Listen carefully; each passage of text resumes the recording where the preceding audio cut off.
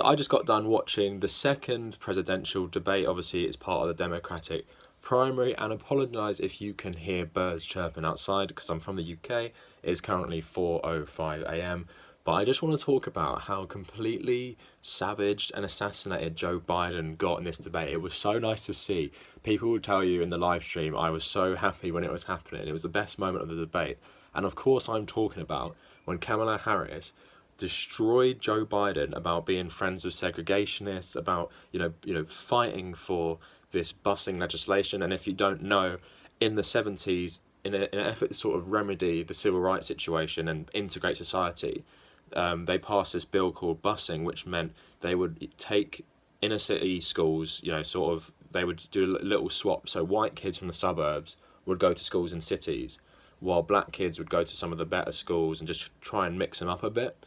And then she was attacking him bad, like saying, like, do you regret fighting for anti-busing legislation? And he would not back down.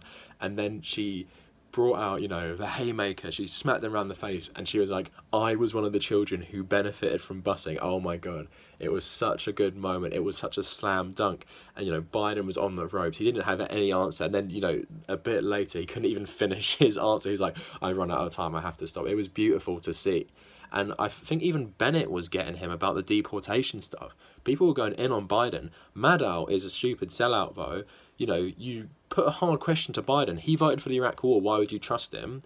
And then you just let him dance around it and talk about him being, the vice president and everything him and Obama did. He's saying he got the troops out of Iraq. He voted for the war in the first place. Why did you not follow him up on that? It's, stupid mainstream media rubbish. And of course, the only research someone like Maddow did was on Bernie, finding a quote where he was talking about guns. She didn't have that for anyone else. So obviously, establishment bias comes into play. But in terms of the Biden stuff, I think that really hurt his chances. He looked really bad getting savaged by Harris. Like, that was the best moment of the debates by far. She really got him and did not let him get away with it, saying, like, it hurt her personally. He was talking about being friends with segregationists, and he tried to get out of this question. He was, gave a eulogy for Strom Thurmond, one of the most notorious racist senators in the past 100 years. So racist, these Dixiecrats who left the Democratic Party to become Republicans.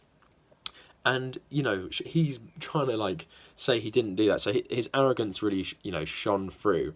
And people on Twitter were saying it's been leaking his team and kind of freaking out about his performance because it was so bad. And obviously, he offered nothing in terms of policy and specifics. Just talking about, the NRA isn't the bad guy. The gun manufacturers are the bad guy, not the NRA. The NRA is the propaganda arm for the gun manufacturers. They're the bad guys too. They brainwash loads of these, Republican people to support in, the Second Amendment in, you can own basically anything. And he had a really, really bad night. Harris had a really, really good night. I think most of you, who watched that will understand, the stuff she talked about, racism and women's rights. The racism stuff was pretty powerful. Obviously, she was the only black person on the stage that night. So, yeah, I think she did that really well. And, if you don't know who Harris is, I think she came across really well. And obviously, a lot of people don't know her history, don't know her background. So she sounds a lot like Bernie and what she's pushing for. And I think she did make a good case for herself. In terms of other people, Bernie Sanders is obviously the person that I'm supporting. I think people saying he didn't do great. I think he did, himself. He's always genuine. You're not going to get much different, from Bernie, because although he stumbled a bit on the gun question, he did the best on the foreign policy question. So I think in general he did some good stuff, but I think it's a bit criminal. They didn't ask Bernie Sanders a good question about climate change, even though he's changed the conversation in America completely himself through what he was doing through the last presidential primary. And I think it's a bit unfair they didn't ask him this question. But of course, they don't want Bernie Sanders to win because he's talking about challenging all these elites. And in terms of other people, Yang bombed bad. And, it's not entirely his fault. But again, he needs to butt in like some of these other people. He did not butt in and he looked very nervous. I feel kind of bad. And his idea, I don't actually like his UBI idea. I made videos about how I'm super skeptical of it. But I feel kind of bad. He literally had 2 answers tonight and a closing statement. And I don't think his idea is going to catch on about UBI. I don't think he made a great case for himself. In terms of other people, you have Hickenlooper, whatever, Swole Boy. I don't even know what his name is, Swalwell or something. Just cliche garbage. Basically, might have as well made, a politician in The Sims and put him on the debate stage. That's what it reminds me of. Biden, yet bad. Booty Judge, or the Booty Judge, he did okay. I really did not like him bringing up religion. It was really cringe. But he did okay. He's very polished. He's what Beto wants to be, because Beto was so bad. Booty Judge was pretty good. I'll give him that. Not in terms of the policies, but you know what Americans are like. A lot of you guys, sorry to say, you know, the substance is pretty lost on you. You love people talk about how great the country is. So, you know, I think he'll do pretty well. Bernie, I don't think this debate is make or break for him. He's still really popular, and I think he just came across as the Bernie you know, talking about the stuff you know. I think the crowded field does not help him, and I don't think the crowded field doesn't help a lot of people who want to delve deep into the policies. Like Yang would have benefited a lot through like a 5-person debate, because he just didn't have time to get across his ideas. Williamson, just kind of weird and kooky. I did like the point she made about reparations though, because she's the only person to make that point. But overall, you had got to say Harris is, you know, the winner. In general, I think she did the best, and the person, you know, who improved their chances the most was Harris as well. I think Bernie did well. Personally, I think Bernie did second best, because he had a okay night. He got across his policies well, and you know, you'd like him, I guess. If you like Harris, you'd like Bernie from that debate. If you're a new person to, you know, politics or anything, I think Biden just, you know, so bad, savage, KO'd by Harris, on the ropes. You know, even Michael Bennett was coming in with a couple jabs as well. You know, I thought Maddow was going to get him too, but he let him off the hook.